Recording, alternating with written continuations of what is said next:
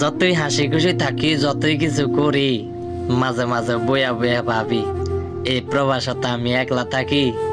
হঠাৎ করে যদি আমি এই প্রবাস মরে যাইগা, আমার কি উপায় হইব? কে আমার দাফন করব? এই প্রবাস তো কেউ নাই, শুধু আমি ছাড়া। বাপ মা ভাই বোন আত্মীয় স্বজন সবাই তো থাকে দেশ। হয়তোবা আমার লাশটা দেশ যাইব অনেকদিন পরে, লাশটা পয়সা যাইব গা, আমার এই চেহারার স্মৃতিচত্বর কিছুই থাকবো না।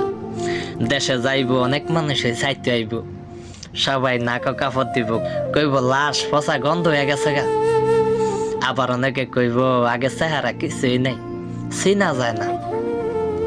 তাই সবাই ধরা মাটি দিয়ে দিব।